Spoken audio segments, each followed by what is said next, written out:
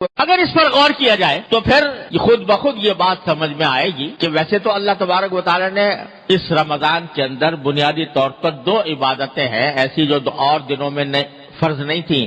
یا سنت نہیں تھی، اس زمانے میں ہے۔ ایک روزہ عام دنوں میں فرض نہیں تھا، مہینے کے اندر فرض کر دیا۔ اسی طرح تراویح عام دنوں میں نہیں تھی، اس میں پڑھنا سنت مؤکدہ قرار دے دیا گیا کہ سنت مؤکدہ ہے کہ تراویح پڑھو۔ بظاہر تو یہ دو ہی چیزیں ہیں، لیکن اصل مقصود یہ ہے کہ اس مہینے کے اندر ان دو کاموں کے علاوہ آدمی جتنا ہو سکے اپنے آپ کو دوسرے مشاغل سے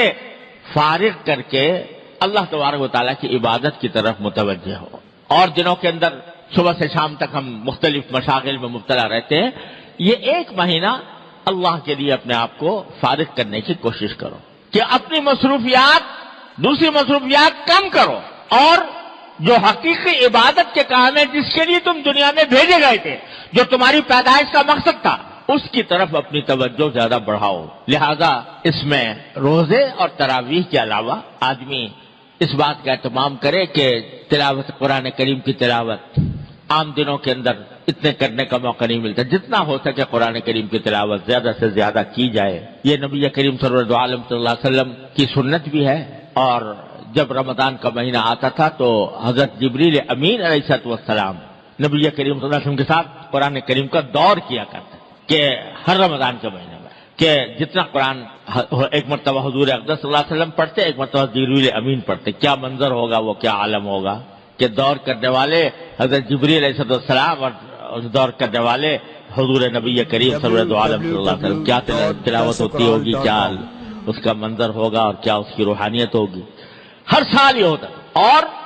آخری سال جو آپ کی دنیا میں تشریف رکھنے کا آخری سال تھا، اس میں 2 مرتبہ یہ دور کیا گیا سرکار دو عالم صلی اللہ علیہ وسلم اور جبریل امین کے درمیان۔ تو اس لیے قرآن کریم کی کو خاص نسبت ہے رمضان سے۔ تو اس میں رمضان کے اندر پہلے سے طے رکھیں کہ بھئی تلاوت قرآن کی مقدار عام دنوں سے زیادہ اس میں بڑھائیں گے۔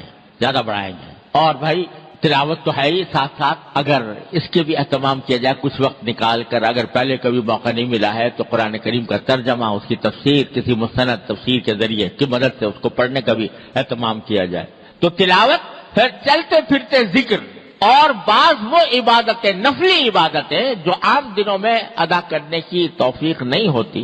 رمضان کے اندر اس کا اہتمام کر لیا جائے۔ مثلا آخر شب میں تہجد پڑھنے کا عام دنوں میں اگر موقع نہیں ملتا، یہ توفیق نہیں ہوتی، تو سحری کے لیے تو انسان اٹھتا ہی ہے، اس سے کچھ پہلے اٹھ جائے اور کچھ رکعتیں تہجد کے پڑھ لے، 8 رکعتیں، 6 پڑھ لے، 8 پڑھ لے، اچھا ہے کہ 8 پڑھ لے۔ عام دنوں کے اندر تراویح کے بعد، مغرب کی نماز کے بعد 6 رکعتیں مسنون ہیں، یعنی نفلی عبادت نہیں عام دنوں میں موقع ملتا، اب پڑھ لے۔ اشراق کے بعد جو رکعتیں، 2 رکعتیں یا 4 رکعتیں، یہ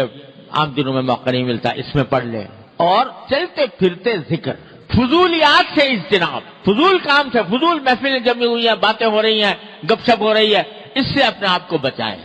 اور زیادہ سے زیادہ وقت اللہ تبارک و تعالیٰ کے ذکر میں، اللہ تعالیٰ کی یاد میں، اللہ تعالیٰ کی عبادت میں گزارنے کی کوشش